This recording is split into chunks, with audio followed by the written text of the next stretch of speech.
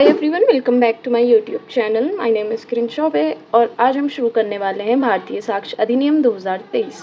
अगर आप लोग जुडिशरी या फिर एपीओ की तैयारी कर रहे हैं और आप लोग इसी कन्फ्यूजन में हैं कि नए लॉज पढ़ें या पुराने लॉज, तो let me tell you, I think it is time to read the new laws, क्योंकि 1 जुलाई से ये तीनों लॉज अप्लाई हो चुके हैं, इन्फोर्स हो चुके हैं। तो आपको नए लॉज अब पढ़ने पड़ेंगे and it will be part of your syllabus. So let's start with भारतीय साक्ष्य अधिनियम। जो भारतीय साक्ष्य अधिनियम है, इसने रिप्लेस किया है इंडियन एविडेंस एक्ट 1872 को। ठीक है, तो आज हम इसका ओवरव्यू देखेंगे एक तरीके से, और कल से हम प्रॉपरली डेफिनेशन क्लॉज से स्टार्ट करेंगे, सेक्शन 1 से स्टार्ट करेंगे। तो let's start with it. Okay, इससे पहले कि हम शुरू करें, जस्ट मेक श्योर कि आपके पास पेन पेंसिल है और आपके पास या फिर आपके पास आपका बेयर एक्ट है। अगर आपके पास बेयर एक्ट है तो make notes, keep making notes on one side of the bare act, ताकि नेक्स्ट टाइम जब आप रिवाइज करेंगे आपके पास नोट्स होंगे जो आपके लिए बाद में बेनिफिशियल होंगे। ठीक है, तो वो आपका टाइम बचाएंगे। अगर आपके पास बेयर एक्ट नहीं है तो आई विल सजेस्ट कि प्लीज़ एक बार बेयर एक्ट में आपको इन्वेस्ट करना चाहिए, आपको बेयर एक्ट खरीदना चाहिए, क्योंकि लॉन्ग टर्म में भी बेयर एक्ट आपके काम आएंगे। ठीक है, तो आज हम सिर्फ ओवरव्यू देखेंगे। ऑलराइट, तो जो एक्ट का नाम है, इस चीज़ को आप किसी एक पेज पे लिख सकते हैं, या फिर अगर आपके पास बेयर एक्ट है तो उसमें एक खाली पेज है स्टार्टिंग में, तो उसमें भी आप इसमें लिख सकते हैं। मैंने इसी तरीके से अपना वो बना रखा है, आप देख सकते हैं जैसे स्क्रीन पे। ठीक है, तो सबसे पहले लिखिए एक्ट का नाम भारतीय साक्ष्य अधिनियम 2023। ठीक है, अब एक्ट नंबर क्या है? एक्ट नंबर मतलब उस साल में, जैसे 2023 में अभी तक कितने लॉज पास हुए हैं, ठीक है, पार्लियामेंट में प्रेजेंट में, उसमें नंबर लगता है। तो इसका जो एक्ट का है वो है 47। ठीक है, act number 47 of 2023। Now it is dated, date जो है उसमें है 23 दिसंबर। ऑलराइट, और इन्फोर्समेंट हुआ है इसका 1 जुलाई 2024 को हुआ है। 2024 को हुआ है, मैंने 23 लिखा हुआ है, करेक्टेड प्लीज़। ठीक है, उसके अलावा इसमें जो टोटल सेक्शंस हैं वो है 170 सेक्शंस, जो पार्ट्स हैं वो हैं 4, और जो टोटल चैप्टर्स हैं वो हैं 12। इंडियन एविडेंस एक्ट में 11 चैप्टर्स थे, यहाँ पे 12 हैं। ठीक है, तो लेट्स स्टार्ट। तो पार्ट से स्टार्ट करते हैं। जो 4 पार्ट्स हैं उसमें जो पहला पार्ट है, ठीक है, वो सेक्शन 1 और 2 को कवर करता है। जो सेकंड पार्ट है वो सेक्शन 3 से सेक्शन 50 तक है।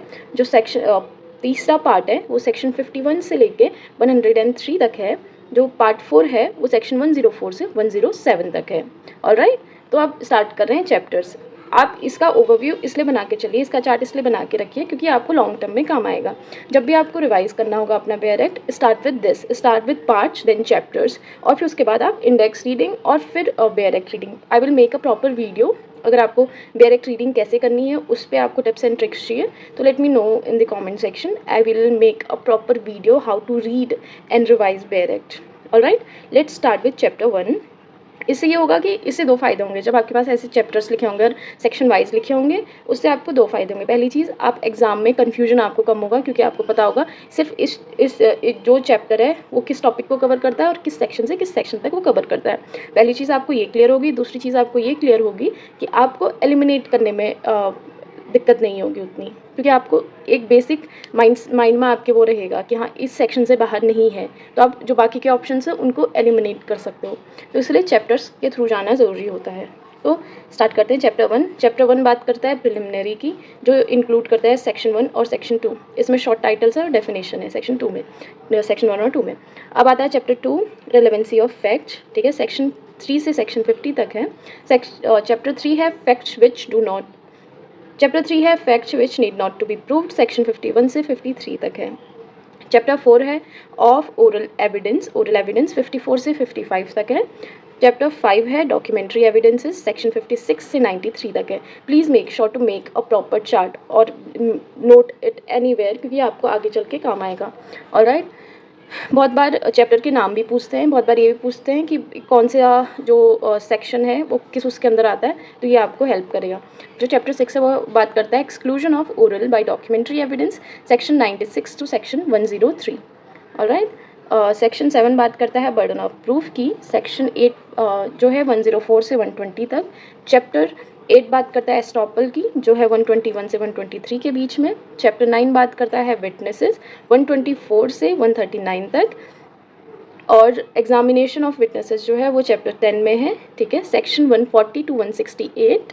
चैप्टर 11 बात करता है improper evidence and rejection of evidence, ठीक है। इम्प्रॉपर एविडेंस जो होंगे उसमें रिजेक्शन ऑफ एविडेंस, उससे जो रिलेटेड मैटर्स होंगे वो सेक्शन 169 में डील किए जाएंगे। ये पहले इंडियन एविडेंस एक्ट में 167 तक था। ठीक है। जो चैप्टर 12 है ये नया ऐड हुआ है, जो बात करता है रिपील एंड सेविंग की। ठीक है। और ये है सेक्शन 170। जो कौन सा चैप्टर नया ऐड हुआ है? चैप्टर 12। ऑलराइट। और सेक्शन 170 ये नया ऐड हुआ है। बाकी इसके अलावा और कोई चैप्टर नया ऐड नहीं हुआ।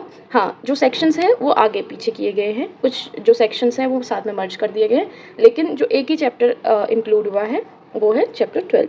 ठीक है। कुछ कुछ सेक्शंस इंक्लूड हुए हैं, वो हम आगे आने वाले उसमें बात करेंगे। Alright. Thank you so much for watching. अगर आपने यहाँ तक देख लिया इट मीन्स आपको इंटरेस्टिंग लगी है वीडियो।